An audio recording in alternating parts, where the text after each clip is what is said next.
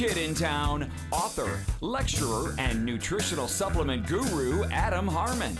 For the next hour, he'll be unleashing the power of natural medicine and conscious living.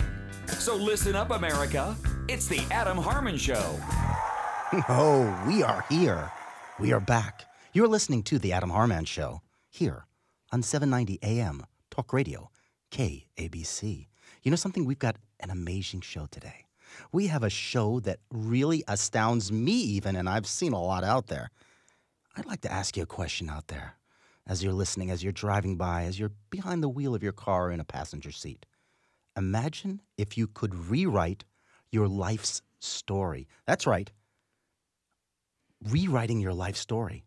What if you could, right here, right now, what if you could be handed a clean slate, a fresh beginning? Who would you be? What would you change?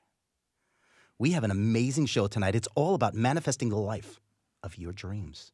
Our guest today is an internationally recognized expert on this subject. Kurtis Lee Thomas is a successful entrepreneur, motivational speaker, celebrity spiritual mentor, and author of the international best-selling book, The World is Yours, The Secrets Behind the Secret.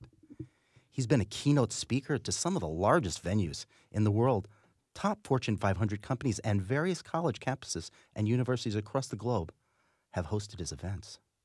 Kurtis has been seen in photos throughout the internet and so many other places with people like Tony Robbins, Deepak Chopra, Beyonce, Kanye West, Oprah Winfrey, and billionaire extraordinaires including Sir Richard Branson and Steve Forbes, the founder of Forbes magazine.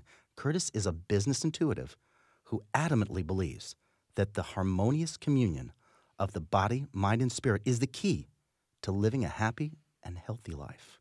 Kurtis Lee Thomas, welcome to the Adam Harman Show. Thank you for having me. Oh, my goodness gracious. You are such an interesting character. You know, I was looking into it, and I've had some of my staff look into your background, and you're like this unique blend of New Age consciousness and suit and tie sensibility, okay?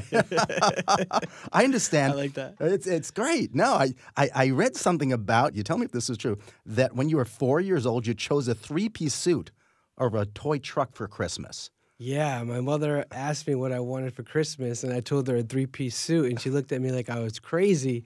So this is the same year that the Power Wheels truck came out. Yeah. So she took me to Toys R Us to go get one. And yeah. She's like, this is what you want. And I'm like, I went driving around, doing laps around the place with a smile from ear to ear. I got off of it, and I was like, nope, I want a three-piece suit. There you go.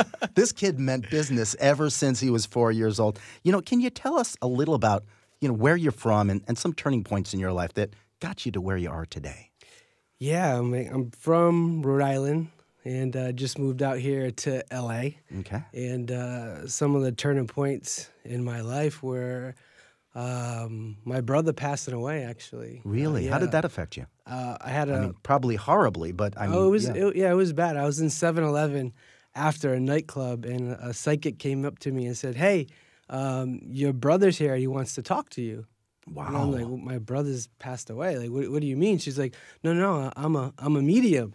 I'm like, I'm a large. What does that have to do with anything? You know? And then I she's like, no, I'm a psychic spirit medium, and I just totally freaked me out.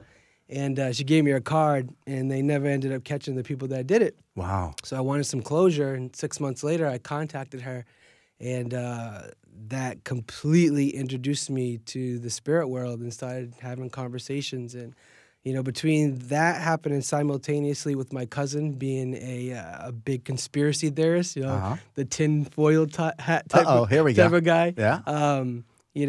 Some of the things that he started saying started to come to fruition that no one in the family could ignore. And then being introduced to the spirit world, I mean, my world was completely turned upside down. That's wild. I was also looking into your background here, and I was truly intrigued. Can you tell us why first you must learn, then you can earn, so eventually you can return?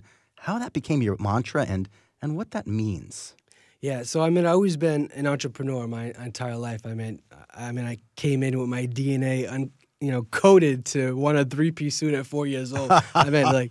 So businesses, I just always enjoyed it. And then once I became conscious, I was like, I gotta, have a nonprofit. It's all about nonprofit. It's not about profiting. Mm-hmm. but then I heard a few of my mentors, Naveen Jain, who's a billionaire. He's like, listen, don't start off with a nonprofit. Start off with the profit. And it was totally against what I started to believe in. Right. And then I started to take their advice finally when the nonprofit stuff wasn't working out. And he goes, first you should learn. So learn business. That's number one. Learn business. And if you're not someone who's into business, then find somebody who is and partner with that person. So learn and earn. Make your money, make your profits, and then give back.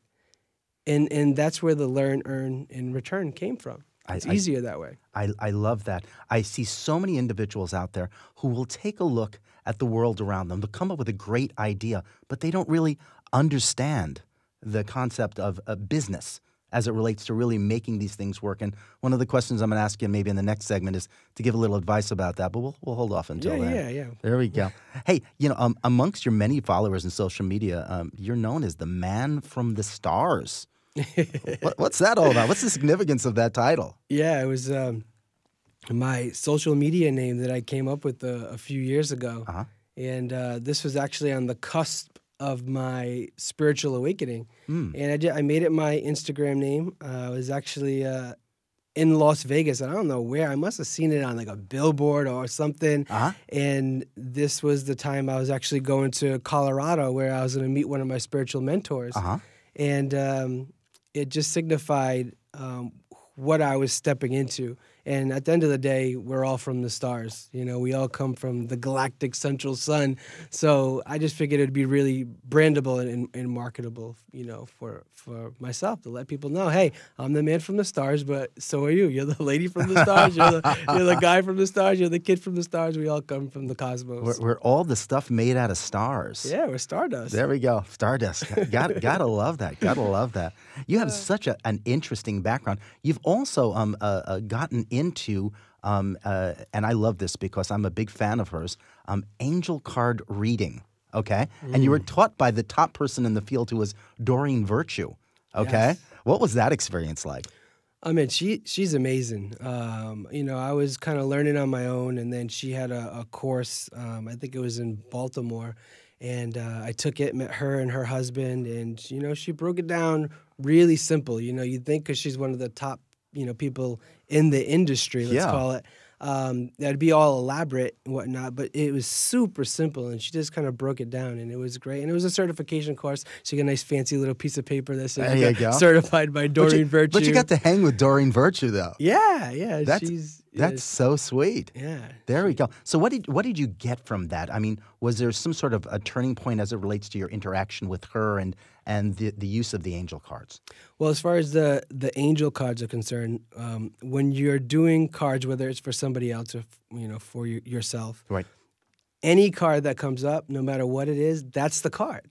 Oh. I mean, it's the because you might think the conscious mind gets in the way and say, "Oh, did I turn over the right card? Did I pick the right card?" Oh, that internal questioning. Yeah, it's always the right card. Always. So you are the perfect man for this moment on the Adam Harman Show.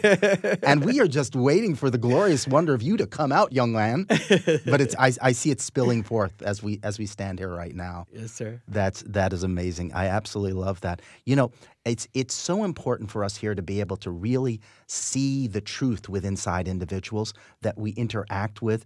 I, in looking into your background, was so impressed because basically it's so hard to find individuals out there right now who are both spiritually attuned, conscious, and who say, hey, listen, let's put some rubber to the road here, folks. Let's make some money. Money is just energy. Yes. I mean, and you see a lot of, I think what business and spirituality, it's about bridging the gap. And on social media, I'll see like a lot of memes against Joel Osteen or anybody who's a quote-unquote man of God and profiting. Right. And it's like, what do you want to have them do?